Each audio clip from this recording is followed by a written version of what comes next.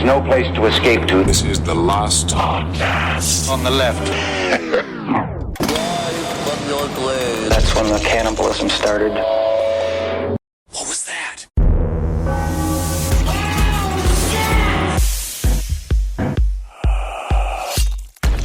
We're going to have a lot of thoughts here. I hope so, actually. We really should. This is a thoughtful, relaxed, fit episode. Oh, I have okay. put a lot of thought into what I'm going to say today. I don't know if that means it's going to be thoughtful. I have put a thought into what we're saying today, but as is tradition, as is not a normally tradition. It's something that did accidentally happen. Tradition. I'm real hungover for a creepypasta episode, which I think is great. I think it's good to hear. We're in the pocket, feeling salty. There's a bit of a chickeny broth that is forming underneath my tits, which I think is good. It's setting the atmosphere. I'm just going to bust it right now. We're doing fucking creepypasta because that's what we decided to do. It's a bridge between one series that was involved, and then the next series is going to be even more involved. So what we're going to do right now is sit here in the Valley of Thoughts. Absolutely. And while we're here in the Valley of Thoughts, just kind of thinking, did I leave the iron on? Bathroom, Daddy. I will turn this car around. But what I'd like you to do is that if you're home right now, are you going to do this in the preamble? Yeah, I'm doing it right now. Okay. I'm doing it before we start. Oh, and this is last podcast on the left. No, we haven't. I haven't even done that yet. But he wants to do this before. I want to do it before we start. I'm doing it before we start. Okay, sorry. Don't mean to jump the gun. No, like it's so all much good. Children of Thunder. There's so many thoughts for today. Yeah. My favorite thing is the third bowl of the day. Right, of like cereal or of weed? Weed. Okay. Because third bowl of cereal of the day, that's dinner. Oh. But I sit at home sometimes, because that first bowl, what I do like sometimes, especially at home during a weekend, if I got nothing to do, anything's like, especially today, quit everything that you're involved in before you listen to this episode.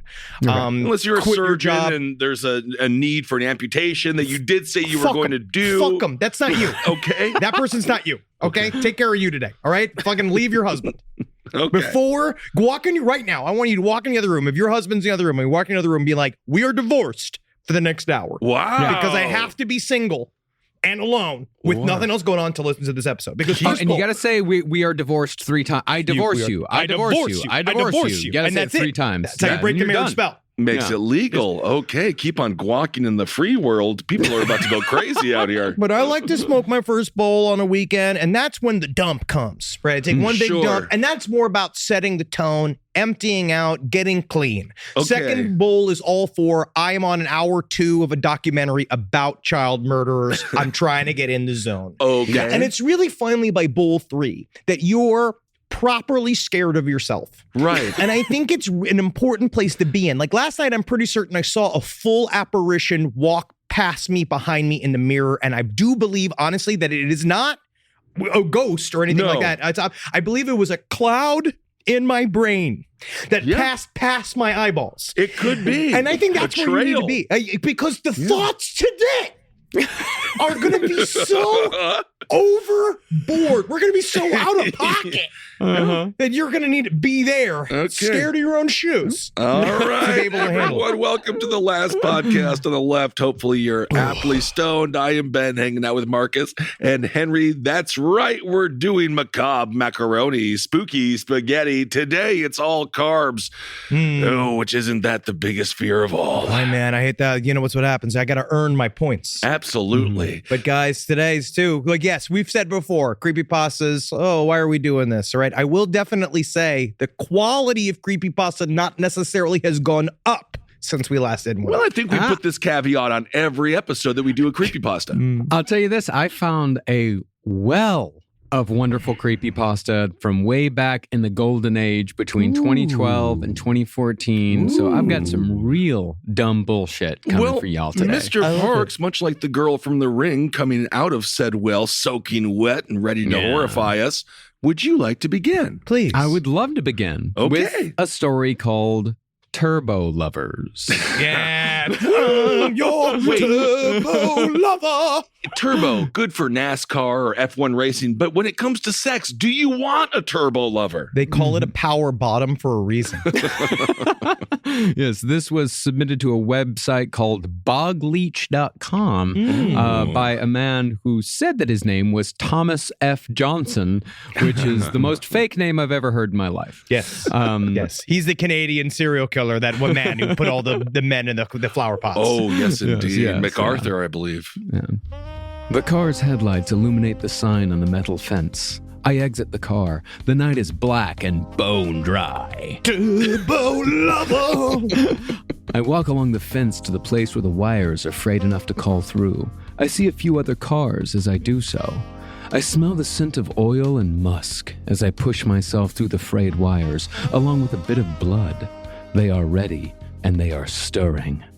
My heart beats in a steady manic tempo as the boneyard stretches around, the skeletons of rusting metal and dripping fuel, the behemoth turbines in this liminal jungle of things that once flew, stilled and silent. Cool. Unless you know what to look for. Oh, what? Also, if you do find yourself at the Boneyard, try the hamburgers on Tuesday. It is good, Really honestly. good. It's very good. I am an Epicurean. I can hear the sounds of a mechanism in heat. Oh, no. I see one, softly breathing, gleams of chrome pulsing beneath the chipped rust. If one was untrained, ill-informed, they would mistake it for just another decaying aerial mechanism, but I would not be so crass. I'm speculating that Thomas F. Johnson might be Jay Leno's pen name. He might be. Yes. This True is car lover. he's talking about airplanes, not cars. Yes. Oh, Yeah. okay. Jeffrey Epstein. More of a or a John Travolta or a Harrison Ford. Sure, and who sure. love their airplanes.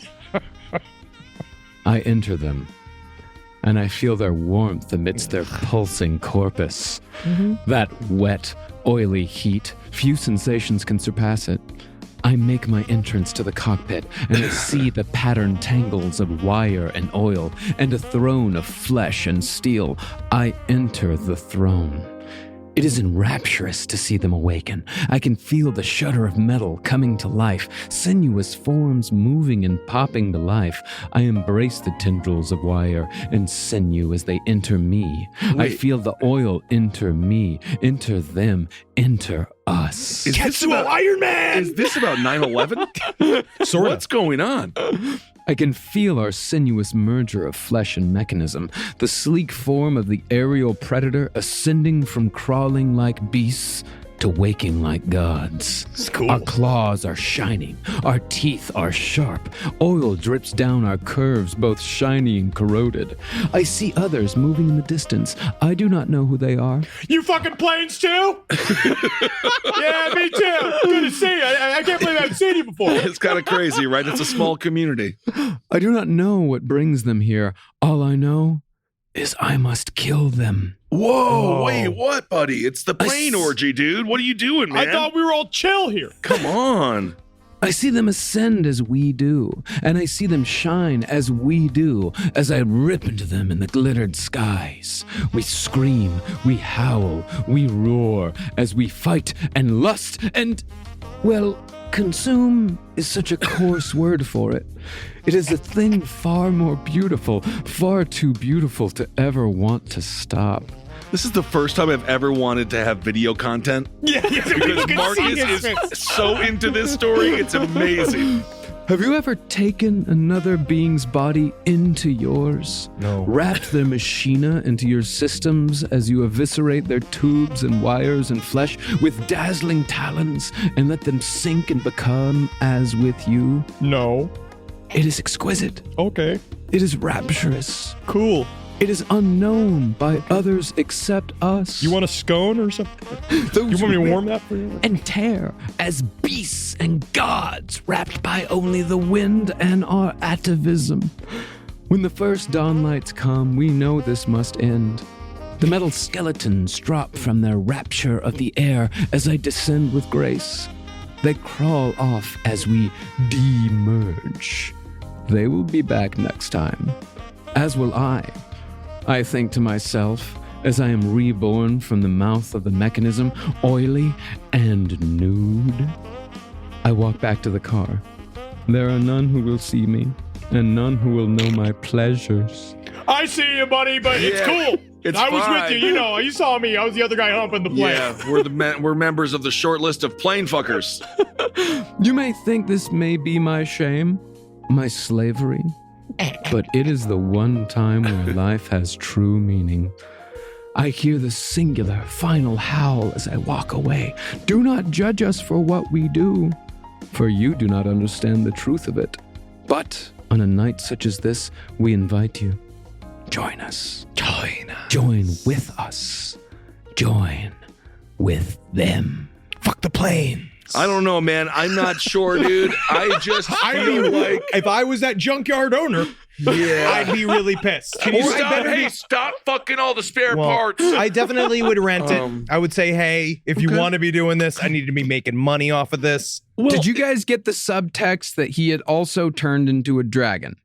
Sort of, yes. No, I feel like I did not get that. I viewed he thought of himself as a dragon, but then I do cut, which I also love. Why again, would a dragon take a plane? They have wings, they can fly. A dragon could be a thing of the sky. You could think of a plane. If you're trying to fuck a dragon, fucking a plane is actually a lot closer than fucking a lizard. Think of a plane like a dragon's fleshlight.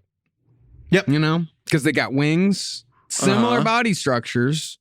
You could fuck it. Either way, there's also some boar in there as well. There is. You know, consuming. Very eating, much so. But being inside of it, and whatever it is, this guy, if dragon or not, he's got to get back to work at the Walgreens at fucking 6 a.m. So he's opening. I think Gwyneth Paltrow and Chris Martin from Coldplay, they demerged. At some point as well. The term demerged is just... we demerged. Well, when you guys are making love to your wives after the conclusion. Demerge. Time to demerge. Oh, yeah. And they're going to love it. I jump back from her. Yeah. Demerged. Yeah. I'm really glad we started like this. Yeah. Well, it's because a little I'm sick. saucy. I actually feel nauseous. So I'm glad that we started there. Good. Did you see Tite? Tite? No, I did not see Tite. It's on my list. I hear it's great. There is some talk about if you want to see the actual like what it's like besides this and the movie Crash. Have you ever seen the movie Crash? Yeah, I've seen Crash, yeah. Where it's like the good Crash, not the bad Crash. Yeah, the good Crash, the Cronenberg Crash, where they get obsessed, they get sexually obsessed with the car crashes, and then the one dude fucks the other woman in her wound. Oh my goodness! Now that couldn't be good for the wound. No, but it was good for the guy. I guess He liked it. He enjoyed it. But they were crying too, though. Strange. What love is so strange. Love is complicated. It is. Love is strange, as the song says. Yeah. Yes. So now this next song. Creepypasta. That was a bit of a hangover talking there. Help me. This next one is the closest I have to something that could be considered scary. Okay. But I also wanted, this is a note to the editor, with Marcus's story, we need some lusty sax in there. Oh, okay. Perhaps All right. you think Lusty sax would be the... Oh, yeah. Okay. I just kind see, of a brass section type you know thing. when I threw out your whole story, you know what I keep saying is the scene of What's His Putz playing saxophone from Lost Highway. Very romantic. That guy, like sexy saxophone. Yeah. Okay. Dark. We'll just call him Stevie Van Zandt. All right. Now for this next story, this is the closest thing I have to something that is actually frightening. Let's get there. This comes from the mind of one of our listeners. He says that he believes that this happened to him. Okay. So let's take it. The normal fox, coyote, deer, bear, raccoon, and other sounds are terrifying enough in the woods when you're alone, no matter if you've heard them your whole life or not. Because it's... Moo. Moo. I'm a deer. Fantastic. I'm a deer. This is great. Very scary. Really good. Yeah. But even as an experienced solo camper, sad man, I've had on many occasions There's woken nothing up to sad about voices- solo camping. Solo camping's fine. You're there is something impugning about- many of our listeners who are solo campers that I have a love- wonderful time with it. I'm sorry. Part of camping is the communal aspect of it. That's how I view it. And so that's you. how I view it. That's you. Well, That's, yeah, Because it has how to be y'all view it. blackout drunk to camp. Otherwise, I mean, you're just homeless. I get it. For me, Yeah, it's that's fine. for me, it's about the nature. It's about the hikes. It's about the walks. It's I about get it. Wait a second. communing. I get Hold it. on a second. When do you go solo camping? I don't go solo camping. I'm just saying camping in general. Yeah. My thing is more the nature, the Your wife, the communal nature, the love hiking. you have in your life refuses to allow you to solo camp because why would you camp without them? Because it means you're not alone like this man is. Absolutely. Well, I have solo camped on many occasions, woken up to voices or very identifiable footsteps right next to me when I am alone. Now, of course, it's easy to explain these things by being on edge, for being alone, or the human mind's tendency to fill in gaps in socializing in silence. But when you experience it yourself alone in the woods, and it's 3 a.m., and the cold died out hours ago, Okay. and you're in a hammock, solo camping, still really stressing how long it is, with no wind stirring, It's a little lonely. with not even a rain tarp between you and the dark forest around you. It doesn't matter if it's real or not. It will scare you, and it will change you. The hammock? The noises. Oh, the noises. I'm a deer. Oh. My most terrifying experiences at camping was a eerily often reported and repeated occurrence with shadow people. Now, keep in mind, I was born and raised on the land, in the woods. I'm a seasoned farmer, solo camper, hiker, survivalist, hunter, alone. I'm alone. Do you I've camp always with been any, alone. any camp partners or anything? Absolutely No, not. I at only all. solo camp. Just solo camping. You know, you two fucking extroverts, some people are perfectly fine with being alone. I but like being alone. Well, I it's, like being it's a fine creepypasta. thing. He's not fine. He's about to be murdered. Yeah, and he's he- scared. disemboweled. He's scared. It just sounds like y'all are throwing a lot of shade on people who like to be alone. No, I I'm sorry. feel like you are over defending the solo now camp. you're getting heated. Wow. This solo lonely man was out there, right? Okay. And that he said, I've logged many thousands of hours in the outdoors alone. It wasn't even nighttime. It was about 8 a.m. in the middle of the summer, a beautiful morning. I was clearing dead trees deep in some of the woods I manage on this property. The woods felt like they got eerily silent. And I just remembered the psychological mood shift that hit me immediately. Like I could literally feel this mood shift slam into me. And suddenly, I had all these insane, intrusive thoughts about how I didn't belong here, I wasn't supposed to be here, I needed to leave. Not literal voices in my ears, but almost literal voices in my head. You gotta get out of here. Get out of here, I'm a deer. Yeah, he's like Randy Orton. He hears voices in his head. I looked around, and I swear I saw movement out of the corner of my eye. Every time I moved, a shadow slipping behind a tree. Maybe it's one of the friends you're camping with, or He's alone. Oh, he's alone. Every time, every tree. And after a few minutes of this, I put my tools down, I gathered myself, and I looked down the trailhead. And then the shadows weren't slipping behind trees anymore. I swear that there was a crowd of dark, human-esque shadow people standing 40, 45 yards from me. Maybe even a dozen, maybe two, all heights, 5 foot to 7 foot. Like shadows of someone's when they stand in front of a car's headlights or the views of a performer on stage lit by a spotlight so brilliantly you only see the vague impression of a dark human shape. Not moving, nothing threatening about them except that they don't belong there. But suddenly I was more sure than ever before that I was the only one who didn't belong there. I left my tools on site that day, set them right in the woods, and I left. Slowly, calmly, walked out of the woods and didn't stop until I hit the road in my car over a mile later. And maybe I'm crazy. Maybe I'm sleep deprived or spent too much time alone in the woods. But you can think anything you want to. You could think anything you want to. I don't mind. I'm alone. But if you have any inkling towards believing in anything spiritual or supernatural, maybe you believe me. Maybe you've even seen something like them yourself. I never took that experience personally, and I never avoided that area of woods again. I'm convinced something or someone or some people or spirits or creatures were just passing through that day. And I don't own the land, the trees, the woods. Pocahontas taught us that. Mm-hmm, absolutely. I'm Well, it just- also seems like he's trespassing. He's working on the property. He's working on the property. Yeah. I'm just here to take care of and experience these things while I'm here. So I welcome them, and I hope they got where they're going. But I wouldn't be mad if they never came back. All right, there you go. That's scary. That last- That kind of creeped me out a little bit. Yeah, I it's like creepy. it. I'm thinking about the guy. I can see him chewing on the cigar, telling the story at some version of a Bonnaroo event. And I Yeah. think there's something scary there. People see Yeah. weird shit out there all the time. I guess that's a part of it. Would be nice to have somebody else there to go be like, you see that shit? I You feel really like see that shit? Or maybe he won't show up. If I you don't got think it shows fucking up. Kissel, they're going, look, where's pancakes? We have some pancakes. No, I'm a Are you sure we brought enough beer? I don't know if we brought enough beer. We didn't. And we didn't bring enough sandwiches either.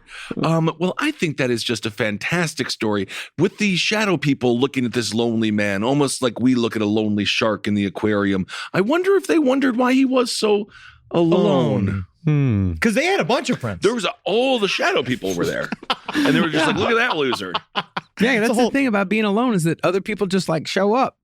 Yeah, and it's then you're true. fine. And it's like, hey, what's up? Hey, and what's then, going on? You know, and then you got to figure out a way to get away from them. Yeah, dude. I was reading a short story by Gene Wolfe called The Death of Dr. Island. And it's all about this concept of you walk out there and you're just alone. And then the idea of you meet other like psychopaths and the island's talking to you and you're meeting all these like psychopaths that are out there just alone in the woods. And you Put just, a little smiley face on a volleyball and you name it something. Oh, yeah. And you're fucking it. You know he fucked it. Oh, of course. Tom Hanks No, is he didn't fuck it. There was no, like, it was very rough. Very rough. I'm sure he rubbed his genitalia on. What Yeah, was it? I would. What did he name Wilson. it? Wolf. It was Wilson. Wilson. Yeah. Yeah. Was the I name of the would. ball. If he's your friend. He put a fucking face on it. What's next? Okay. So now this is a creepypasta that I did. I am on the first page of Google. I did so much. Yeah. And I want to thank myself. I know Now- that we are going to have read this before, probably. I don't know. We don't know, do we? Now, this story is about sitting on a bus. And I remember I used to sit on the bus and I would try to say as little words as possible because I was emotionally traumatized. It's very scary on the bus. But have you heard that American Airlines is offering this brand new? What they said is it's pretty awesome. This talk about scary, creepy. This is creepy more than anything. They're offering a brand new on the ground experience when you go to the airport and you take a bus. That's very scary. Oh, it's so cool. Alone. Okay, so this song, this creepy pasta, I'm gonna sing it like a song. This spooky. Why do we all keep saying macaroni. song? That's an earworm for the day. I sat on the bus. Okay, here it goes. I sat on the bus. No, this is not wheels on the bus. This is a man sitting on a bus, a child. I sat on a bus on my way to school, listening to music and paying little to no attention to the other students. We've all been there. At one of the stops, my mind snapped back to reality. Snap back to reality. Oh, there goes rabbities. Just fucking Mom's spaghetti. Mom's spaghetti. Just get through it. Get through it. Watch your profanity. Oh. So the guy's on the bus and his mind snapped back to reality. He looked towards the small house. Tommy's house, I thought. Must have been where Tommy lived. A hand slipped through the drapes of the window and waved the bus driver to move on. Okay, so the bus That's driver just- pulled up to Tommy's house I to pick looked him up, and then a towards the- hand just came out and went like, nah, nah. I looked towards the small house, Tommy's house, I thought. A hand slipped through the drapes of the window and waved the bus driver to move on. Yeah, get From the out of house. here. Yeah, get out From of the here. house. Yeah. From the house. He's sick, I thought, paying no large amount of attention to the situation. The day flew by. God, I just see you as a 6'7", 12-year-old on that bus, being like, I don't know where Tommy went. Oh, I hope he's okay. Tommy may have been my only friend. The day flew by. I watched the local news channel after school, and what I heard paralyzed me. He got paralyzed. Tommy's entire family was murdered that day by an unknown suspect. After hearing this news, God, you'd be such a terrifying cop. after hearing this move, I moved back up to my room and quietly fell asleep. The next day, I sat on the bus. We drove past Tommy's house, and the bus driver, unaware of Tommy's family's fate, stopped at the house. As I was about to get up and explain to her what had happened, something caught my eye. A pale hand slipped through the drapes of the window and waved the bus driver to move on. He said that before. I sat on the bus terrified. Yeah, but it was after the family was dead. Yeah, and he knew he was It's a dead, and fucking he saw ghost, the dude. hand go back. Yeah. No, it's not. He goes, it's the murderer. Yeah, could be but the it's murderer? a pale hand, so it could be. That sounds like a zombie or a ghost or something. That's stupid. If it's pale, Why would they be like, come get us? The family's dead. The family was dead before. I think it's the murderer. and And if that the entire family had been murdered the day before, it would still be a very active crime scene. Very much so. And the guy's just in there. Isaac, It was probably the cop saying, why are you stopping here? You know the whole where's family's this dead. active I murder think scene? it was Tommy. Isaac Cook wrote that. Okay. And Isaac, you're just so talented. This had 7.98 out of 10.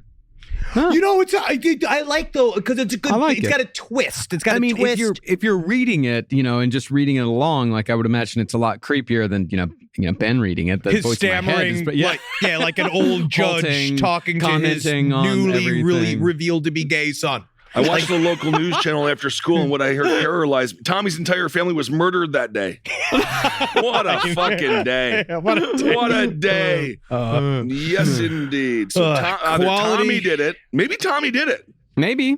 Yeah. I mean, there's no word on, who did it. Yeah. Yeah, or anything absolutely. like that. Just the whole family been murdered. Rise from your grave. Hey, what's up, everyone? How you doing? Ben Kissel here with Henry Zabrowski. Yeah, it's me, man. Yeah, bro. Henry Zabrowski is smoking some of that sweet last podcast on the left, babe. So go out there and purchase yourself some. I hope you enjoy it. We have sativa, we have indica, and we have a hybrid. And I have to tell you, from my personal experience, they are wonderful. Super tasty live resin. You really get the delicious weedy taste, which is what I like. And 3 different experiences. You go to your local vape store and get it. Absolutely. Thank you all so much for supporting the show. We absolutely love you. Can't wait to see you on the road and get that vape, put it in your brain, and have a good time. And if you want us at your favorite weed store, give them a call and ask for them by name. Absolutely. Last podcast on the left, it's weed. Hail yourselves, everyone. Hail Satan. All right, fantastic. Here we go. Yeah. Mr. Next Marcus. Next song. This is a good old track from way back in the day called His Majesty. Okay. Submitted by Peter Allen. Now, this one's a little bit longer, but I think it's worth it. Could be a real name, too. Peter Allen, maybe. Peter No, Allen. no. Sounds very fake. It sounds Okay. very, very fake. Yeah. Sounds like a man you meet for sex. My arrival at the palace is heralded by a procession of scuttling, hunched figures, clothed in tattered finery, hoisting my banners, playing all assortments of discordant instruments through their lipless, decaying jaws. It is not easy when your horn section has no jaws. Honestly, it hurts so much to put the tuba against my teeth. It's tough, man. Do you know how to play the piano or anything? I have to de-throat it. I have to put the tuba up against the back of my throat. Yeah, okay. Behind them I ride in my cabin, topped with leathery flags and tarps, perched in the crook of my mount's enormous black carapace as it froths at the mouth and lashes its tendrils at the marchers ahead of us. This is very Gene Wolfe, actually. It really is. We journey across the wasteland for days on end, accompanied always by the constant discordant blaring of the marchers. Dude, what about guitar? Do you think you could do guitar? Look at these nubs. Oh, no. The palace doors tower over us, slowly pulling aside to a hideous grinding noise. The gates lift, and the guards are calmed from their frothing rage into allowing us passage to the inner sanctum. The halls now loom over us, deathly quiet and dark, stretching beyond what the eye can see in the darkness. Shapes move in the gaps between the stone pillars, vast and indistinct. After marching for hours, we arrive at the center, coming upon the court of His Majesty himself, seated at their stone desks, squabbling at one another in warped voices, gibbering incoherently, clicking their mandibles and staring from out of their veiled and hooded robes. Oh my God, demon seals. This is crazy. This is fucking sweet, dog. At the center of their assembly, His Majesty stands, draped in jewelry and furs, wrapped in silken robes, waiting patiently for the crowd to settle. As quiet falls and the court assembles, His Majesty raises his 5th head to address the audience, speaking in 7 separate languages and intonations from each of his mouths. Yes. Whoa, dude's got 5 heads and no 7 languages? Yeah, dog. What a hunk. Yeah, it must have been raised in Europe. Absolutely. Maybe he's French. His interpreter scrambles around the court, announcing to all that His Majesty welcomes the guests to his halls, saying that they are all welcome to his hospitality, and they will discuss over a meal provided by him. At this, servants drag in platters full of food and drink, with sinewy roast segmented legs and steamed meats served in a shell, slathered with sauces and liquors, served from dull brass pots. I'll fucking There go. is But much- it's less. Steamed meats. Yeah, it's fucking. I'll eat it. Yeah, it's like a wonton. There is much feasting, with goblets overflowing with punch, many varied stews and soups, Wait a second. vegetables. You mean to tell me this whole fucking evil army drinks fruit punch? Yeah, I'm not liking that What else fruit drinking? punch. Wine or It's just ale? punch. It doesn't say like fruit punch. It's just punch. What's the punch made of? Perhaps Blood. it's the blood. It's blood. Okay, it's just blood. Well, that's not going to quench your thirst, but But his many varied stews and soups, vegetables whose slimy tendrils undulate in sauce. do you just His search ma- the word tendrils and go from there? Is that what happens? His Majesty does not eat, remaining silent in the center of the court. After the leftovers are carried away and His Majesty gestures with a hooked claw, he invites us all to stay and see a show in the court. Yeah, fuck yeah. Bro, fucking this awesome. night is getting better and better and better. I'm I lit love off a punch, and we just ate some fucking wet meat. I'm so fucking thankful that Patreon invited us to this get-together. It's great, man. At the piping of the gods, I turn to leave, saying my goodbyes in the elder language. They smile from behind their carapaces, amused by my arrogance. Hours pass in my absence. I In hope the you same- enjoyed the evil vegetables. Very evil, isn't it? Yes, indeed. In the sanctum, all is silent. The gods themselves turn to leave, superstition guiding their uneven footfalls on the tiles of the court. They know better than to rouse the elite from their eons-long slumber. Oh, that's like when you world. worked with Martin Scorsese and you couldn't wake him up if he was napping. It's in his contract. The world is not yet ready for their return. Yes. In the palace, the court turns as if to acknowledge an unseen presence looking out from between the stars.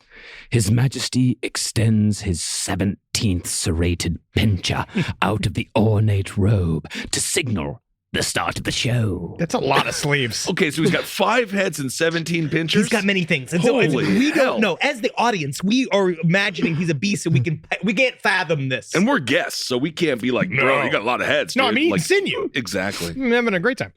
At the tap-tap-tapping of the conductor's baton, the room falls silent. The curtains float to the sides, and one by one, the actors take their places on the stage. If this becomes the aristocrats, I'm going to applaud you. A hunched figure begins the narration while the veiled audience listens attentively. A great cacophony is heard from the exits, and a pale, eyeless shape slithers towards the actors, robed in their skin. I'm from WMA and WME, and I want to sign you. Whoa. The proceedings are interrupted by the chamberlain loudly complaining about the flatworm that had become lodged in his thorax during the meal, and he is subsequently sent to his quarters with a good lashing for all the trouble he has made, and is not able to view the rest of the play. We were eating flatworms, dude? Yeah, bro. Yeah, they just said it was spaghetti, but you knew it had to be creepy. After that, the evening goes smoothly, and I am invited to bed with the court mistress, where she makes great use of her cella soiree. Thoroughly tired and beginning to molt, she dozes off to sleep. I am Nice. I am unable to get comfortable on the writhing young, and instead I opt to fix myself a glass of warm water. But when I arrive at the well, That's the who weirdest do part. who do I see but the chamberlain? He had apparently snuck out of his chamber, dressed in the shed skin of the court mistress, who was going through a period of dermal peeling that had left her skin red and sensitive. I voice my opinion that this is very inconsiderate to her skin mites, but he responds that he makes a better home for them anyways. Several guards appear and click their claws to ask, what are we doing out at the well so early in the morning? I'm just getting They some hot pause. water. I'm getting hot water. Warm water. Thank you. Oh. They pause for some moments to look up into the reddish sky, faintly perceiving some vast shape beating its membranous wings.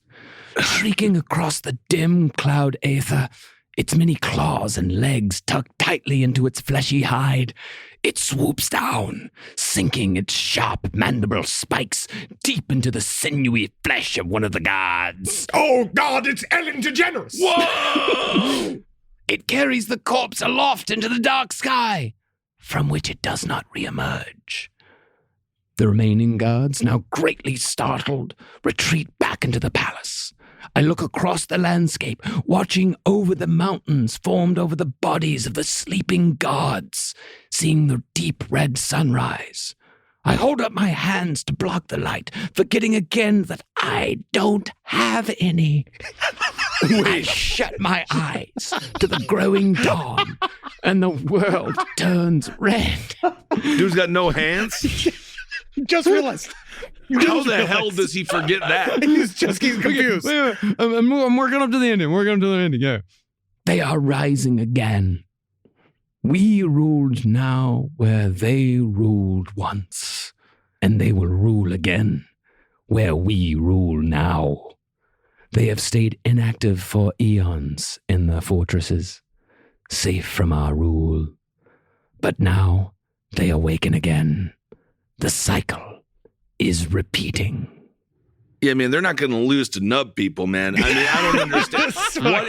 Where did the hands go? I just don't understand the final. Like, then I really don't have any fucking hands. How is he going to get the warm water? There's so many questions. I don't know. No, All I know someone, there's got to be like a bowl or something. Like someone brings up a bowl and he reaches down and he laps it up. He's a bug. I mean, All I know bugs. is that You they're know, all they're people. Bugs? Yeah, they're like insect people. Yeah, with all the thoraxes. And how did you not get that? And All the claws. thoraxes and mandibles. Mandibles. They They said those words. carapaces. Yeah. I'll tell you what, Bridgerton season 3 sounds fascinating. It really does. I don't know any bugs with 5 heads, Marcus. I never heard of that before. Well, What they're bug, not- what well, bug it's has a 5 fantasy heads? world. It's It's a like- fantasy world. It's fantasy. Oh, that wasn't Yeah. realistic? That wasn't about Boston? Honestly, I love that world. Wasn't That's it a one of cool those. story? That one, I was very surprised at coming across that one. It's a very, very cool story. I love that shit. Have Yeah, you never read the Executioner song? I borrowed it from you. I just couldn't understand it. I never knew what the fuck was going on. But you gotta could open understand, but you understood that. That's what I'm saying. You have to let the sphincter of your mind gape. True. You can't That see is- that. I wish the audience could see what I'm doing. You tighten the fist. You tighten it and then you're opening it as if the anus is gaping Yes. Yep. to bring absolutely. Thank Gene you. Wolfe's genius into your membrane. I love him. Okay. I love him. But that's what I realized because you got to relax and let Gene Wolfe do his thing. All I mean, maybe I Let should try him it again. Take the wheel. I Let him tool borrowed around it from in you there. many years ago. Maybe I'll give it another shot. Yeah. It's yours now. No, I gave it back to you. I returned it. Before you moved. This is something that we should definitely talk about. All right. So now, Henry. Okay. I know. Talking about Gene Wolfe and setting a tone. This next story really does, it puts you in another world. Does it? And I really, I'm excited. This is the world that would be, what a world to live in. So just like that, just like Marx's incredibly well-read story with a lot of gravitas Yeah, and it was like- scene building and world building. It's like you walked into a place that has existed forever and you get to be Yeah. home there eating the evil vegetables and the sinew. It was kind of a Hellraiser meets a Bug's Life. Oh, that's really dope. interesting. I That's actually think interesting. That's interesting. awesome. Yeah. It's like Cthulhu and ants. But this Ooh, story is called Moist Butt Mustard. Moist butt mustard. Okay, it doesn't get better than this. So this is the beginning of the slope because I've given in. I've given in. So this time. it's not moist, but it's mustard. It's moist butt mustard. 2 T's. Yeah, 2 T's. Got it. I saw the sign while I was out shopping. And Moist it opened butt. up did it open up your eyes? Fantastic. I'm happy you did that one. Four non-blondes. You're gonna want to Nazi check out. sympathizers. You're gonna want to check out the Four Non-Blondes. Their new album came out in 1998. And I tell you what, the best thing about them is that they're brunette. Absolutely weird. Ace, Isn't that was Ace of Base who did I Saw the Sign. Fantastic. They are Nazi sympathizers. I see. Moist Butt Mustard. $10. Wow. Now, it was a tiny shop wedged between 2 large ones. I did a double take. Surely it wasn't right. And furthermore, what the hell's butt mustard? Exactly. A young lady stood at the counter, freshly dressed with bubbly eyes. Hello. Do you want a sample before you buy? I was intrigued. Clearly it was written all over my face as she handed me a pair of used panties. Oh, I'm sorry. I didn't realize it was that kind of shop. Don't knock it till you've tried it, she said with a sly smile. You wouldn't believe how many men like yourself come to my store. There was this one big, tall guy, 6'7", Yeah. clad in denim. He made me subscribe to a podcast on my phone. I've done that before, and I also love this butt mustard that I bought. So her cheekiness won out. I took a hold of the undergarments, glanced around to see if anyone was watching, and I took a deep sniff. The scent was cloying, pungent. Okay. It went up my nose and rattled my brains. Sweat, shit, and the other thing all blended together in a thick, sickly smell. The other thing, vagina. Yes. Oh. Correct. Wow. I woke up strapped to the floor. My goodness. 5 other men crouched in front of me in varying stages of consciousness. We were all naked. A man at the front had his face in a bowl, wafting down some unthinkable slop. Want to play a game? Glad you could join us, the girl from earlier smiled smugly. What have you done to me? I shook my chains, my wrist burnt against the struggle. You are a dirty man, Whoa. just like these, she spat. You wanted butt mustard.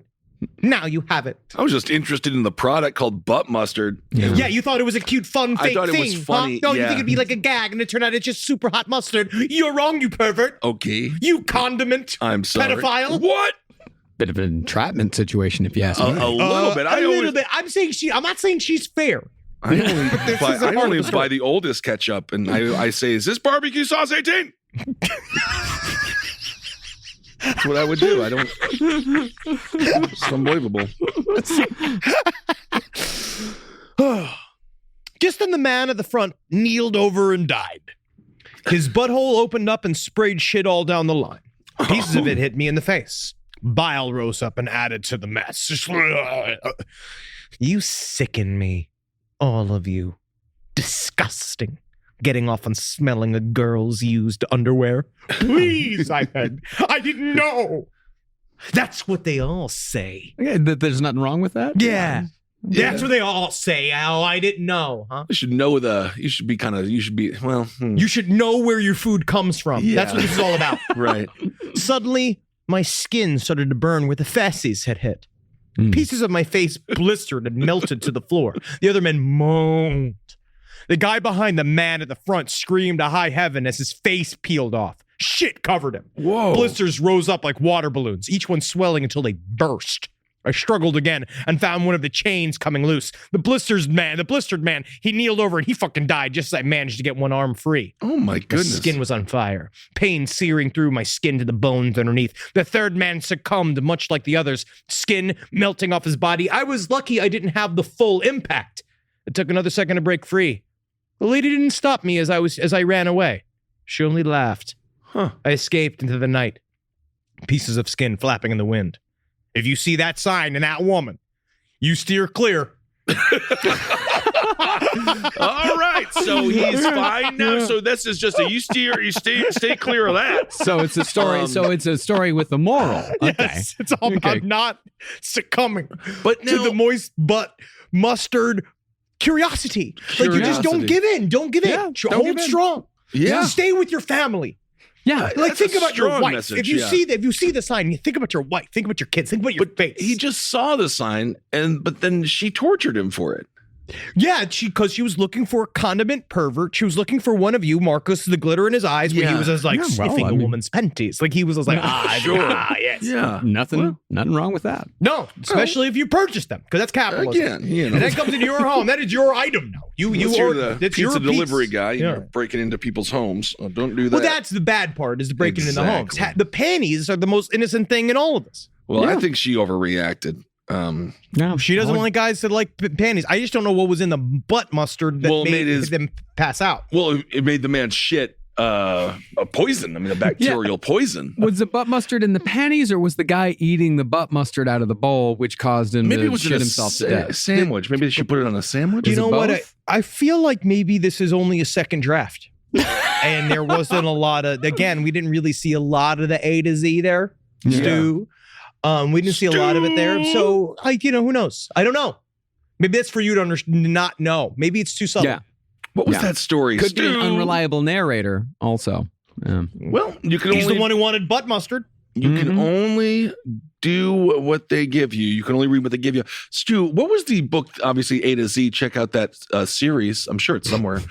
What was the book? No, it is. I'm sure it is. I'm sure if you look hard enough in the archives, maybe it truly was big in Europe when we were there. If you, like, It was in write UK. to ABC or something and like request the masters. Bring them back. Bring them back. Somebody recognized you on the subway. And what book were you reading? It was a guide. I believe it was called A Guide to Creating a Serial Killer. That it was about the idea. It was about it was like about the McDonald triad and all that type of shit. Stu. Actors, they're just like us. Okay, this one's called Seaweed. Now, seaweed is actually very interesting because do you remember when people found out that McDonald's was using it in their burgers and people really freaked out? Yeah, but honestly, Yeah. it's good filler. It's very good for you. Seaweed's very nutritious. I love a seaweed salad. I do too. I'm back in the seaweed good graces. For the longest time, I thought it was disgusting. It is, just the in a way. concept. You have to get it back in. You have to get past it and then feed it through. Because you can Yeah. pickle it. And you pickle anything. That's good. Anyway, this one is called Seaweed. My grandmother grew up in the slums of Prohibition-era Chicago. Her family lived in a small house near the harbor, and one of their earliest memories was a particular hot summer when, seeking respite from the heat, she and her sister discovered a seldom-used section of boardwalk near an abandoned warehouse. I hate that. Why would you do that? Woo! Every night for several weeks, the two girls would make their way down to the docks and sit together on the edge of the pier as the sun went down. My grandmother vividly remembers a time that she fondly recalled the feeling of seaweed between her toes as she and her sister dangled their feet into the murky water. She liked the way the seaweed felt. It's awful. It's one of the worst feelings in the fucking world. Yeah, this it's weird. grandmas are fucking. These are It is weird ass weird. grandmas. This is It's creepypasta. This is Prohibition era, man. Yeah, People it's were pre just 9/11. like- Yeah, people were different. They were just looking for any kind of fun. So the sun's going down. Her and her sister are sitting there. Toes are in the murky water, feeling all the seaweed. It wasn't until years later she returned to the pier and found that the warehouse had been demolished. Curious, she made an inquiry with the Department of Planning and Development. Isn't that exciting? Yes. Apparently, the warehouse had been owned for a time by the mob, who was using it as a base of operations for their prostitution racket. Yep. And that was a matter of public record. Yeah, that was just everybody said that. That was like at the Department of Buildings, like they had that on file. Yeah, they wrote that down. Evidently, they did do that. So it had only been uncovered. Or seeing holes. And I noticed that even the butt mustard story did hold up to a certain level of logic, didn't it? Well, It did. so far, It I did. mean, Its you own know, internal logic. the Department of Planning and Development, I think they would have some inside information on the mob and their prostitution racket. It had only been uncovered when an associate began disposing of this is their words, rival hookers, by fitting them with concrete shoes and dumping them into the harbor. Investigating officers had recovered nearly 24 bodies from the waters of a secluded pier nearby. How had the bodies been discovered? A passing fisherman spotted some of the victims' hair floating near the surface of the water. Oh. Like seaweed! Yeah, seaweed. it's the hair. It was tickling her. There's just something about the That seaweed I like. So just be very careful out there. Yeah, seaweed's always sex worker tendrils. And Yep. that's what we should start calling them that.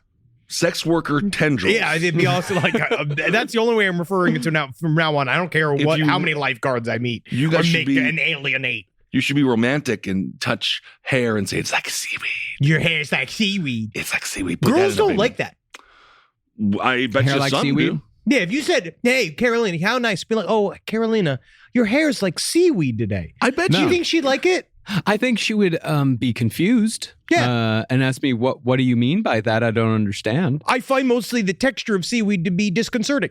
Yeah. Truly, I find Same it to here. be kind of gross. So Yeah. I would say if you said a It's woman's like a hair dead like man's seaweed, hair. It's Yeah, like a dead man's hair. Yeah, they did get that right. you've been rotting in an ocean. Absolutely. Hi, Carolina. Hello, Carolina. You've been rotting in an ocean.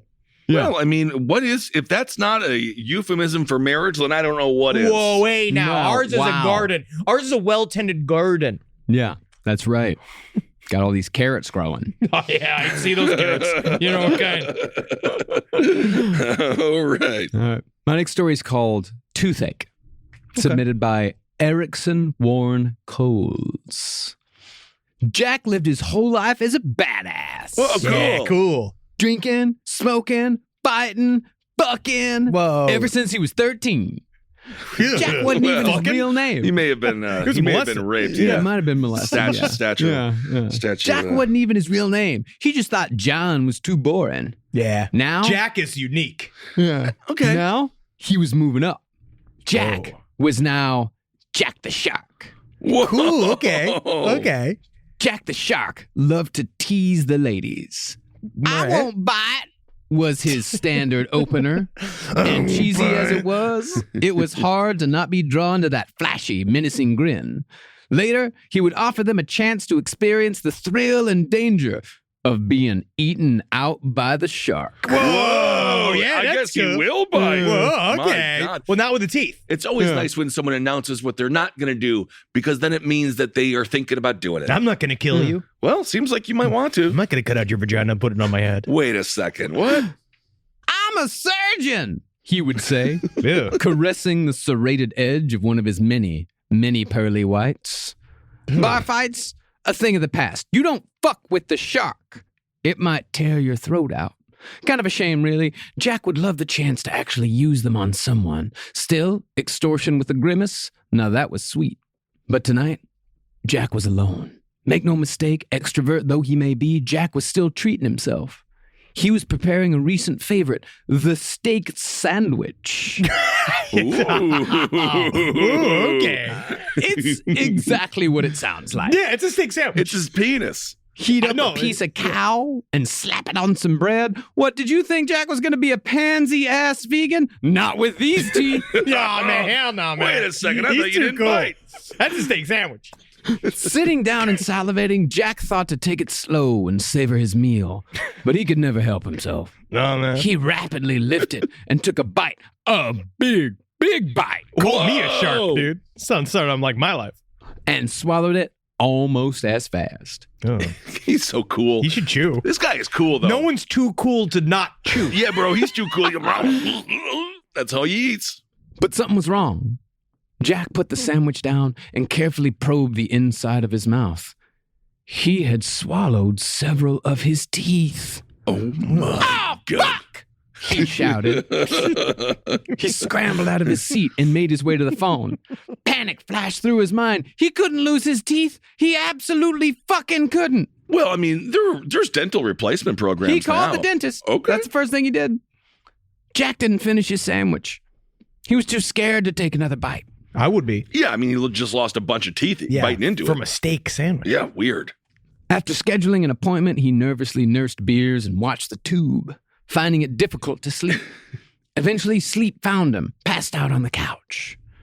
Jack woke painfully, incredible pain, worse than broken limbs, worse than a metal chair to the face in high school, worse than being cut with a broken bottle, worse than having his hand smashed with a billiard ball. Jeez, buddy, maybe the problem's you. Yeah.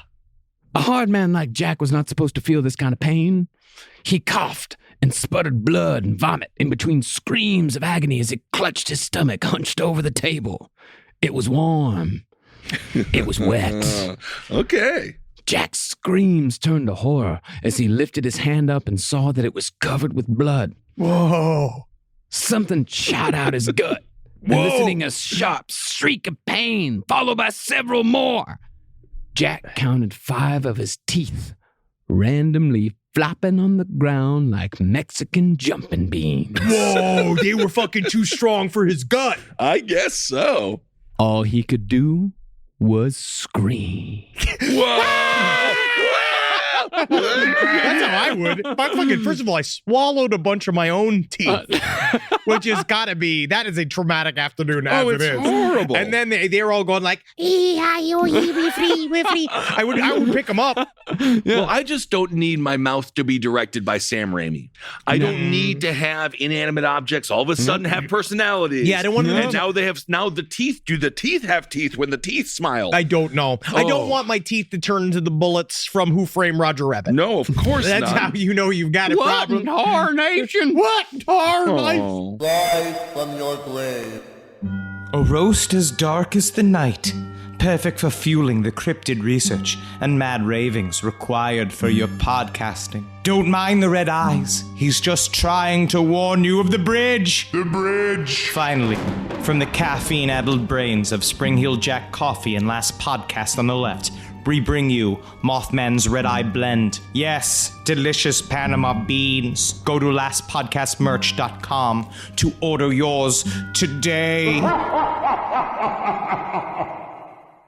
You know, last time we did creepypastas, I said, I'm over the erotic tales. No, you never said that. I don't know. Maybe I did. You definitely did. But, psych. Because it's about to get a whole lot erotic in here.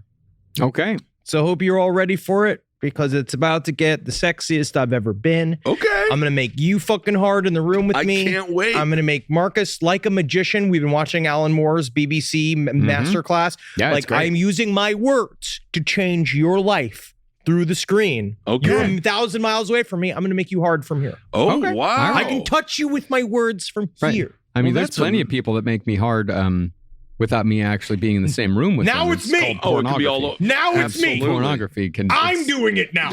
I'm making everyone hard. Would Absolutely. truly call it magic, though. It's magical in a sense, isn't it, though? Because you couldn't do it back in the day, because back in the day, you would have to run 26 miles to describe what a boobie looks like, so then the king could masturbate to your words about a description of what boobies look like. The king would just take a woman. Yeah. Well, So this is stuffed with love. stuffed with love. Steam of boiling water filled the small kitchen, and Vladislav dumped the pierogi in the pot. He lowered the heat and stirred the pot with a wooden spoon. Then he opened the window to let in the fresh air. It was a normal, boring Sunday in Krakow. The city was filled with traffic and pollution. Tourists snapped photos of architecture, and an old drunk man was peeing at the bus stop. Yeah. That's Krakow. Vladislav was a regular 40-year-old divorced Polish man. He enjoyed beer, ate borscht and glocki, worked as a bus driver, Wait, and enjoyed watching football on a small TV. Are you being racist against the Polish, or are those actual foods? That's words. Those Those are are foods. Okay. Life was nothing special, but he didn't complain. At least he was no longer married to that horrific Christina, that woman from hell. Don't I know see. anything about her, but evidently a woman from hell. When they first started dating, she seemed Christina's nice. also a really good Polish restaurant here in Yeah, I Greenpoint. love Yeah. Christina. Yeah, Love yeah. Oh, Christina. absolutely. CH. But when we first started dating, she Karksma's seemed nice. better. Yeah, I like Karksma. Karksma is also very good. That's better. Yes, I like Bulberglas. You're being racist. Place is fantastic. One of the better bathrooms around. When we first started dating Christina, she seemed nice. Huge tits, could drink liters of Zabrowska, sucked them once after he made the best bigos of his life. Wow. But then she got a promotion when she thought she deserved a man upgrade and started fucking her fat boss. And he kicked her out. That's an upgrade. Pierogi started to rise to the surface of the water, so he stirred them some more, and he loved to cook, and it's all the Polish cuisine was one, and this is one of the finest of his opinion, right? Just a lot of fatty meat, juicy cabbage, and lots of vodka could make anyone happy. This is why you never ask a chef what they're thinking about. He prepared the steamer and the strainer plate, and he turned the pot off.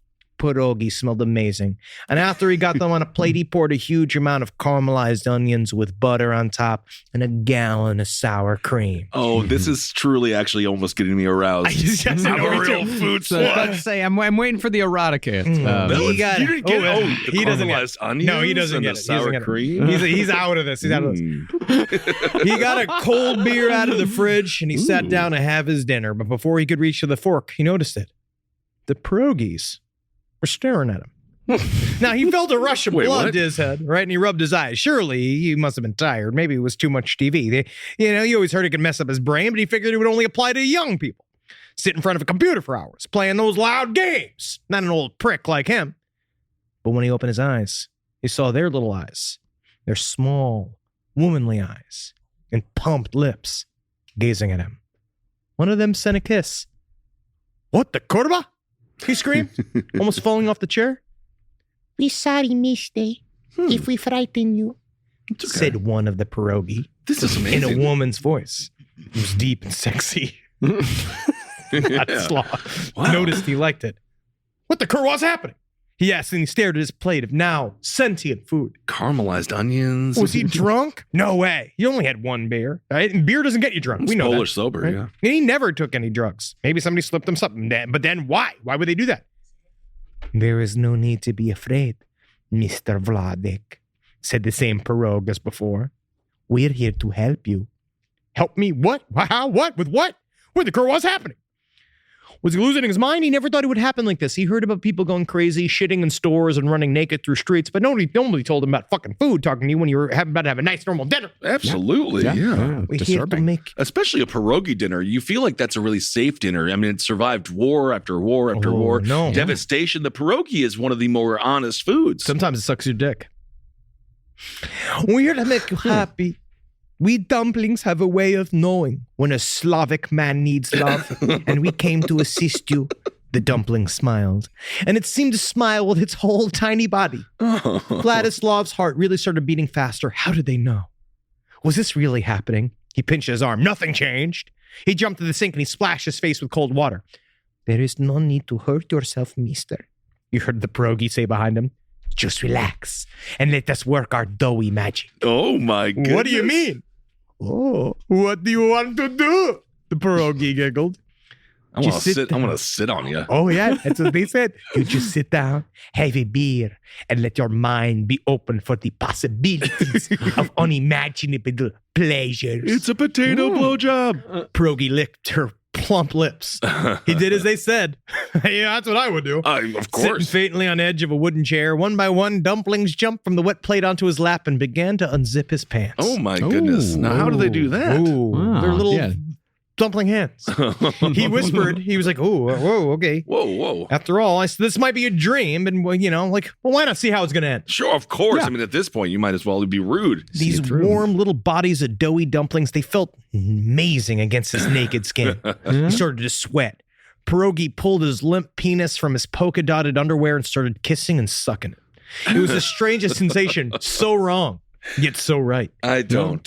His penis got hard and red, and dumplings took turns sucking the tip, rubbing against the shaft and snuggling on his balls. Well, they probably how big are these pierogies, or how small is his penis? There's a group of them.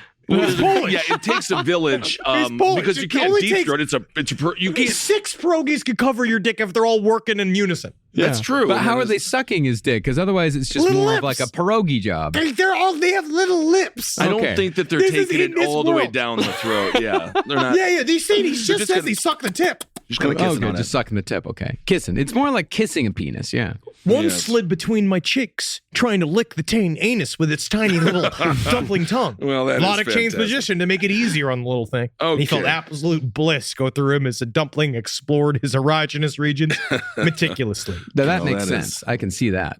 Oh, yeah, mister. Oh, mister, you are so beautiful, said the dumpling, flopping on his hard dick with his juices. Doesn't it feel good? Yeah. So Vladek, sipping his beer, went down smooth. How can we move someplace more comfortable? It's a lot longer than I think it's important that you get it. I think it's important you finish it. I'm just concerned he's not going to be able to eat dinner tonight. He seems like he's having sex with it. So now we're talking. How do we get more comfortable? All right, now we're talking. The dumplings giggled. He moved them all back to the plate. He pulled his pants all the way down, undressed. He took his shirts and stuff, and he went to the fucking the bed, and he put the plate with the dumplings on the bed. All right, take it, he said as he thrusted. Now he's on top of them. Now he's fucking them like he's titty fucking them because they're all kind of piled in a little on the plate. Right, pierogies are a lubricated thing. Yeah, I mean, they're wet. Right. And don't forget the caramelized onions. Oh yes. The pierogies felt even better than any pussy he'd ever had. He penetrated their soft mouths, feeling the warm stuffing on top of his dick, a composition of cheese and potatoes, and he heard himself moan. Absolutely. Now who wants who, Christina? 2 of the pierogi jumped to his nipples, sucking vigorously so they don't fall down. That's right, like so they sucked on for their dear life. Pierogi pasties. And he's like, oh, fuck yeah. He jackhammered fast, feeling tiny bodies flap and jump around him, penetrating one after the other, sometimes just sides of 2 clumped together, sometimes hitting the bed. Mister, slow down. We will show you the good times. Right, said one dumpling after receiving whole dick to the face. Vladek listened and they changed position. He laid on his back, knees up. Pierogies divided to attend to both his dick and his asshole. One pierced himself on the dick, sucking the hardest he could, and 2 sucked on the sides, and one jiggled and sucked his balls, and 3 started playing around with his butt head, getting up trying to hit his prostate, right? Yeah. Go, guards up. Vladek screamed, feeling he was going to get close, and then the dumplings from his nipples relaxed, now licking the sweat off his chest and his plump beer belly. The one on top of his penis gargled and stuffed himself with that head. His ass was full of pierogies, licking his prostate. Nothing would ever compare to this, he said. Tears filled his eyes as orgasm came and hot jizz shot out. And the little thing tried to swallow as much as it could, and the others rushed to drink some as well. Well, you can't do that with lasagna. Everybody was just, and he says, that was incredible. Well, it was great. That was incredible. Incredible. Best meal. Incredible. Now, where did you guys all learn how to do that?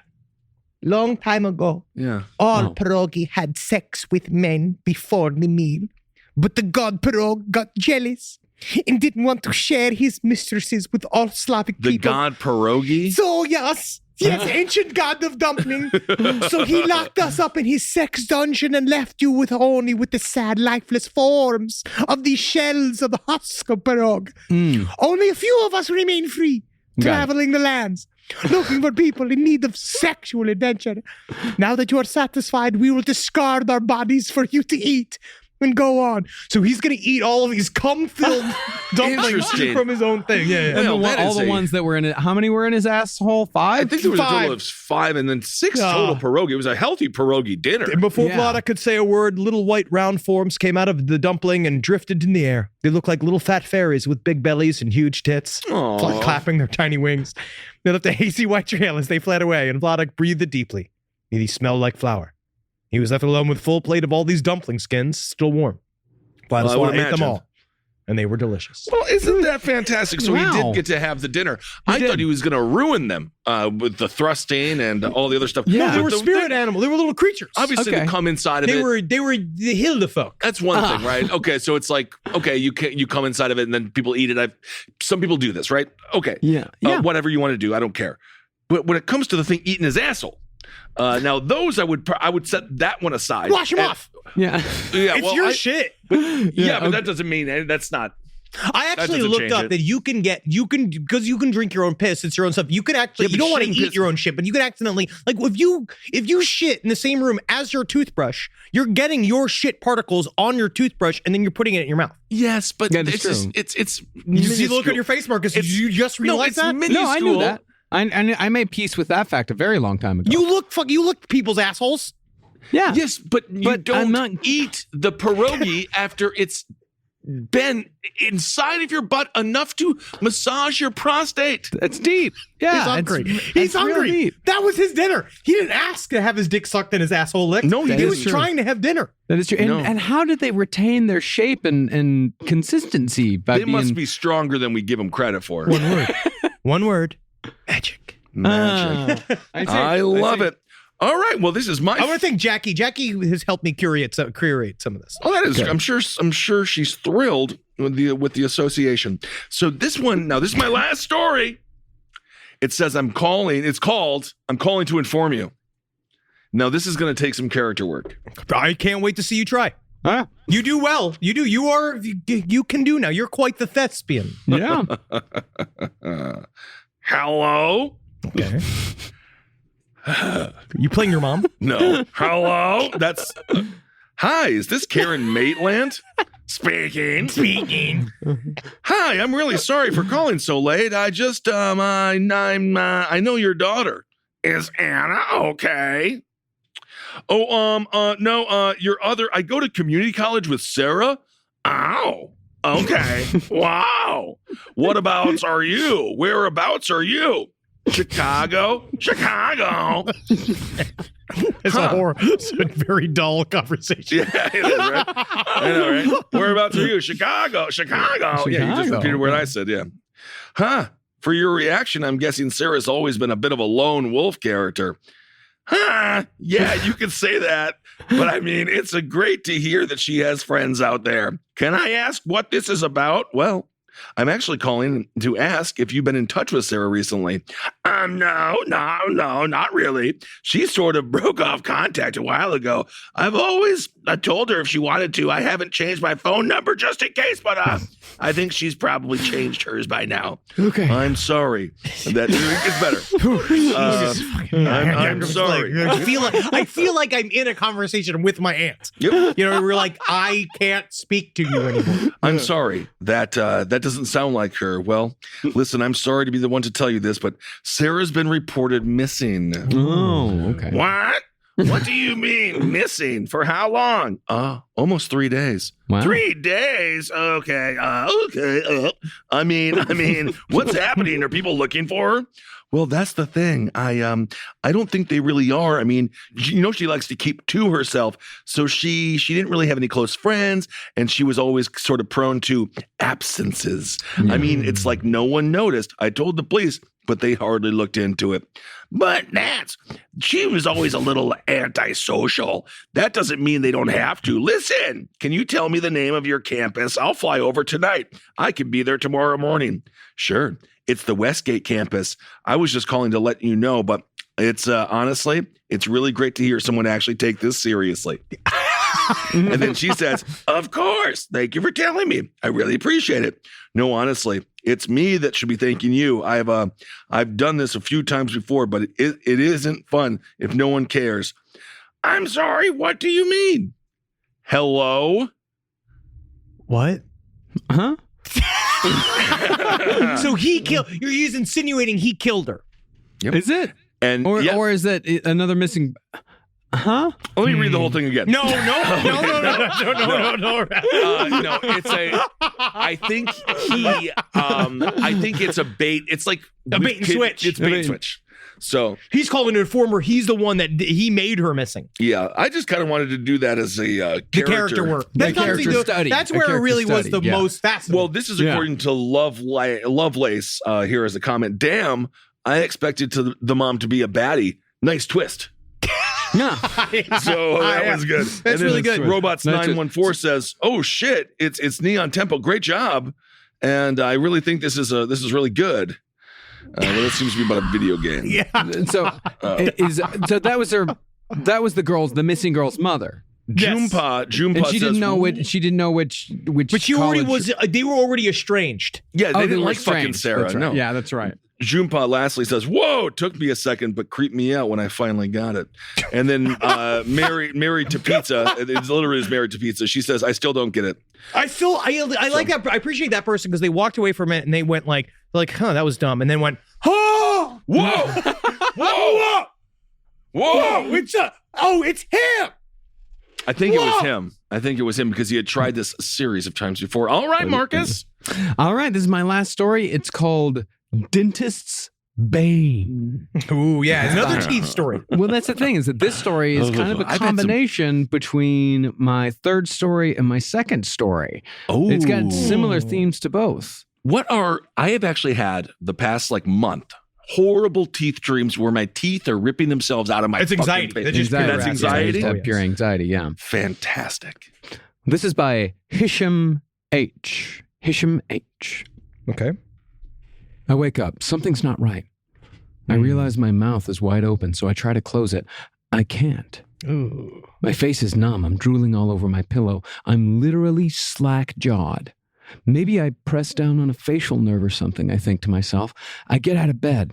A long dribble of spit trails from my bottom lip to the pillow. I probably look like an idiot. My teeth itch. Wait, what? I don't like that. Oh, I don't like that sentence. Yeah. My teeth itch. I feel around the inside of my mouth with my tongue. My teeth feel slimy and foreign. I rush to the bathroom, turn on the lights, look in the mirror, look into my gaping mouth. My teeth are all brown, a sickly, mottled, rotten-looking brown. Only last night they were pearly white. How did this happen? Suddenly a sharp pain shoots through my jaw. Soon I feel an icy stab of pain in each tooth. It almost feels as if my teeth are wiggling. Wait. My teeth are wiggling. No! I look in the mirror in disbelief as each tooth starts to wiggle and shake in its socket. I can't go through this again, man. I already was 4 years old once. I can't deal with all this shit. My gums start to bleed. The drool that streams from my mouth is now flecked and streaked with bright red blood. I'm too scared to think or do anything. I stand there, frozen in shock, as I keep staring into the mirror with a mixture of pure terror and awe, looking at my vibrating, rotting teeth as they dance and jiggle. Then, The pain peaks in one of my incisors as it cracks.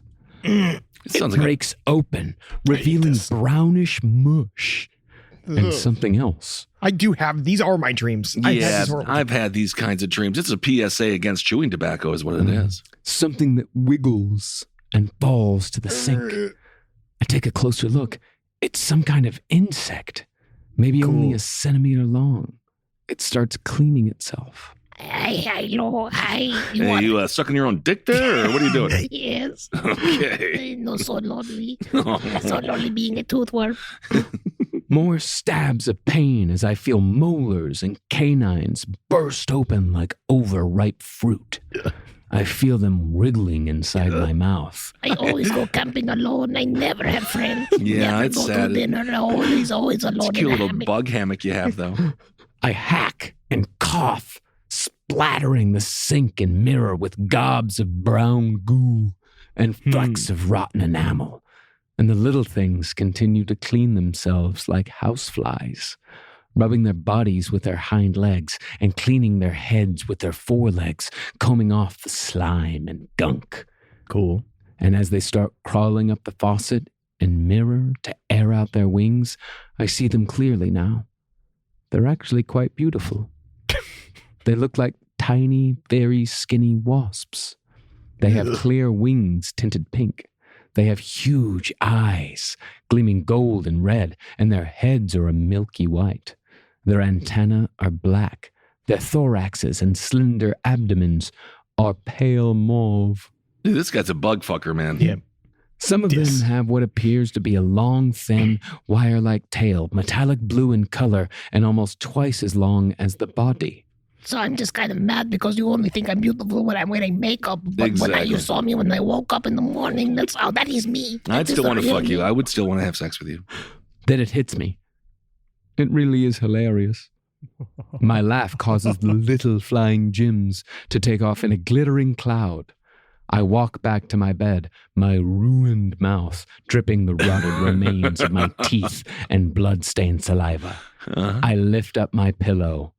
I see a small pile of gold coins. Oh my god. This is the whole thing about a fucking tooth fairy. Yeah, This is about a tooth fairy.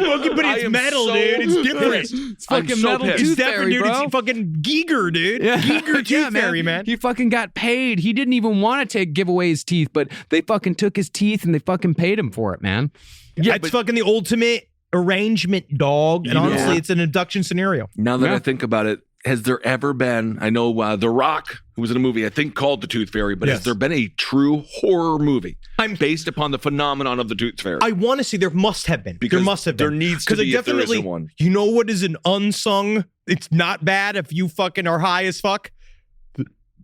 Jack in the Box 1 and 2. Jack in the Box? It's a horror movie. It is way better than it has any reason to be. Does everyone just die from It's a ding, ding, ding, ding, ding, ding, ding, ding, ding, ding, ding, ding, and then it pops up. It's about the various scenarios where you get into a position where you have to do that to a box. What was the thing that Jack in the Box poisoned everyone? E. coli. See? No, there was Tooth Fairy 2006. 12-year-old Pamela goes on vacation with her family to a bed and breakfast. The girl lives next door, tells her about the Tooth Fairy. Many years earlier, the evil Tooth Fairy slaughtered a countless number of children to take their teeth, and now she has returned to kill Pamela and anyone else who gets in her way. The Tooth Fairy pursues the victims unrelentingly, which leads to a gruesome collection of events. Fantastic. Yeah, All right. I mean, of course, you've anything that is out there that has been like, there's been an Easter Bunny horror movie. Yep. They've got to do that shit. It's because you got to pump it out. But again, if it's a Tooth Fairy thing, you can always add the element. Because I found the Tooth Fairy in the Santa Claus world also very scary. Absolutely. The whole thing. All right. I believe. I have one Henry, left. you want to close us out here? One thing I want to say is, number one, I want to shout out the writer of Moist Butt Mustard, that it's a clockwork monkey, because I forgot to do that. And I also want to shout out this incredible writing behind this Polish sexual adventure called Slightly Overcooked Creepy Pasta. That's the name. That's a guy who wrote that. So I just want to say thank you. Or it could have been a woman. I don't know. I just want to say thank you, whatever you are. Maybe a pierogi. I might be. But this next one, I really struggled if I should read this. Yeah, well, I'm seeing you thumb through it, and it looks to be about a novel. This is short. This is thankfully okay. it is very short. But there's something about this is that like I chose this one. This came from Jackie, and I chose this one because the other one I simply could not get through because of what it was doing to my mental state and and how I felt physically. And I'm too hungover to read the other one. This one is almost worse in the fact that it is not as graphic. But Jackie Jackie does her show. She does a Twitch show on her channel, twitch.tv/oh no it's Jackie. She does like a couple of like more interesting kind of serious style shows, and she does one show that's all about her sexuality, right? She does all this kind of stuff. I know that she is not a sexless thing to everybody else. Is sexful. I know. Yes, she is a Zabrowski. So she had to do this thing they got into a thing about fan fiction erotica on the show, and she live happened to stumble across some content that is about the three of us. Oh God! I know. We're not gonna read that. I know that this is around. I've heard about this. This has been around for a few years now. I mean, I kind of like it. I haven't read any of it. This is the most horrifying thing I could read. It's flattering in a way. I mean, I'm sure the person who wrote it is listening right now, and thank you for taking the time. Thank you. But I feel like the reason why this one is scary is because of how romantic it is. Okay. Yeah. So let's see how we all feel. Okay, let's People do it. normally put us into romantic situations where we're very, I get it. The term is shipping. Yeah. Shipping, relation-shipping. Think of it that way. Oh, yeah. wow. It's not like slash fiction is like pure, like nasty shit. Shipping is more lighter. romantic. Yeah, this is the Red Shoe Diaries version. Okay. So this is David called. Duchovny was in one of those. This is called First Kiss by Beach Blanket Bingo. Oh, yuck. Hey, dog meat. Marcus hears the voice sound from the other living room. Are we getting through this? Can I even do this? Can I do this? We're mature enough to do this. All right. Because I don't think this is not about gay fear. I'd kiss you if I felt it. Yeah, of course. But honestly, it's more about I just don't want us to have sex with each other because it'll ruin the business. It'll ruin our lives that way. Because someone get jealous. We can't have a power imbalance in the triangle. No. Well, I mean, if we're all inside of each other, then it's perfect balance. If we're all fucking. Yeah. But one of us is going to get left out. If I'm ever on a kiss cam and I'm near either of you, well, Marcus, I'll give you a kiss on the forehead, but I'll French. I'll kiss your mouth. Yeah, I'll kiss your fucking mouth. We have to. Thanks. Yeah. You guys bearded up. Yeah. Okay. Marcus hears a voice sound from the living room, much more tentative than Henry usually carries himself. Setting the papers down as he was shuffling through he pads out of the kitchen to catch Henry, then turned to look at him from his seat on the couch. Come here. Marcus knew that he wasn't seeing things now. Henry looked nervous. Steeling himself, Marcus walked closer, his expression growing even more curious as Henry turned so that he was on his knees, the top half of his body half stretched out over the back of a couch. So it's a fun thing. It's me like It's a fun thing. Hey. You're jellicle. You're a cat. You're Once he was close enough, he barely had time for a surprised noise to escape him as Henry... He grabbed the front of his shirt and tugged him down, pressing their lips together in a soft kiss. Oh, soft. Isn't that nice? A moment passed, long and tense, before Henry's hand drifted from Marcus's shirt to slide up his neck and settle around the back of his head, tugging him ever so slightly closer. Okay. Right. I'm still checking. I'm checking in with you. Are you feeling okay? Yeah, Nice I'm fine. romance. I'm fine with this. I'm totally fine with this. Romance. It's very nice. I'm fine with it. I wouldn't say I like it, but I'm fine. Does the beard tickle a little bit? There's none of that detail. Right? Probably does. Yeah, probably does. Something in Marcus broke at the touch. It was soft and completely unlike anything he was used to from this normally boisterous man. His eyes slipped closed as his own hands fell to land on the back of the couch to keep himself steady so he wouldn't topple over. Oh, so we're not fall down. I can see you being a tender lover. I mean, there's nothing crazy about that. Yeah. I'm good. Okay. All right. Marcus could feel the sudden intake of air through Henry's nose as it was then he realized that Henry didn't think he'd kiss back. Oh, wow. I guess that's why you were a little tentative when you called me over. Oh, yeah. Yeah, of course. But then Marcus, obviously, you saw he was playing sexy cat. I succumbed. And you succumbed to that. Pulling away just enough to look clearly into Henry's eyes, he tilted his head to the side like a confused puppy.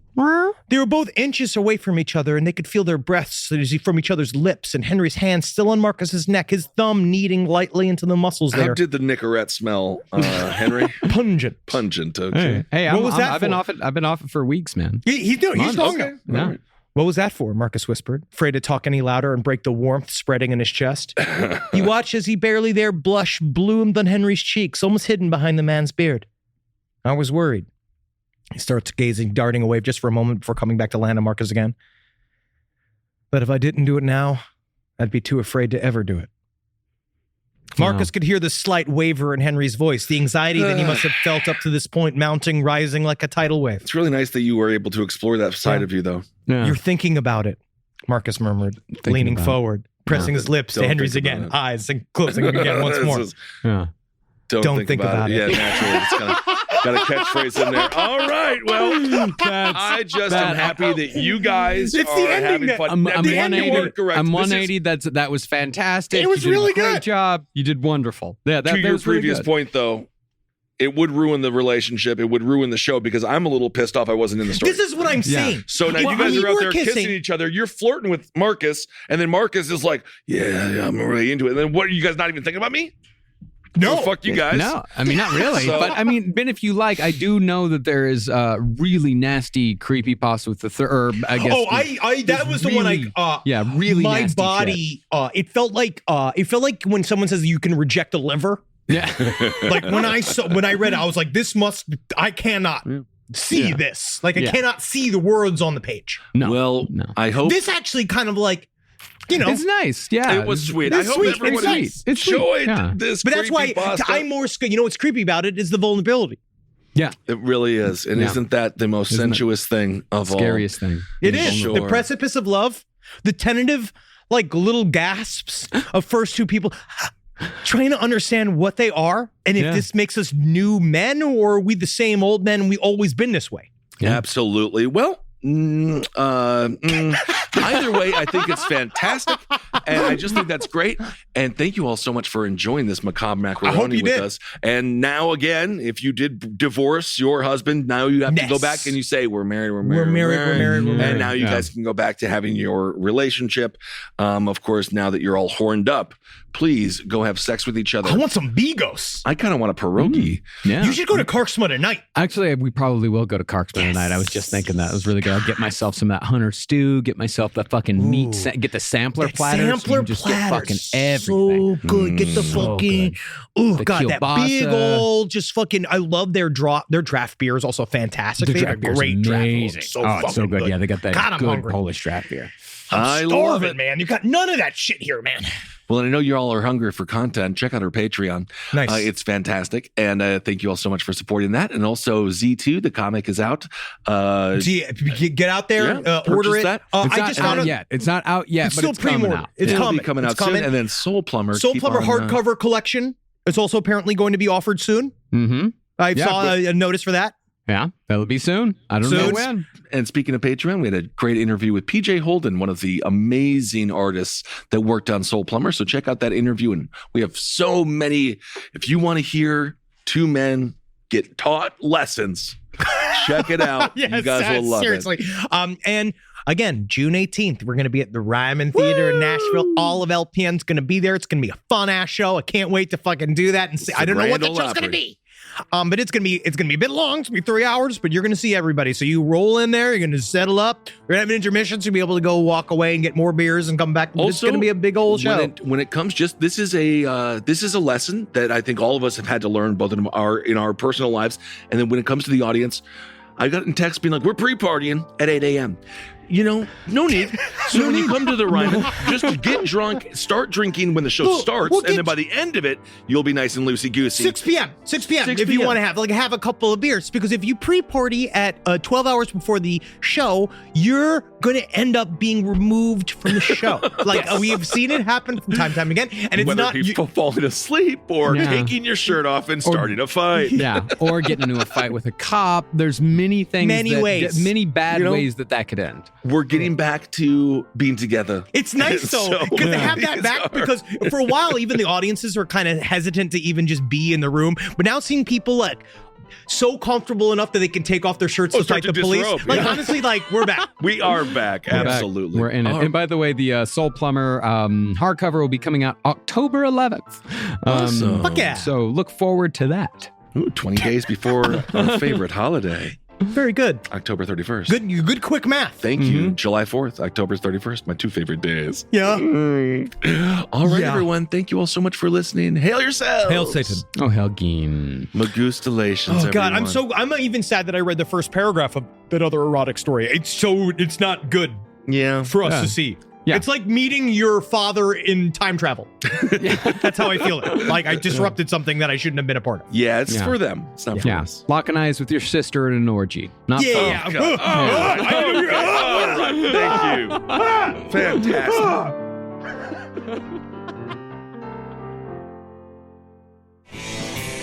This show is made possible by listeners like you. Thanks to our ad sponsors, you can support our shows by supporting them. For more shows like the one you just listened to, go to lastpodcastnetwork.com.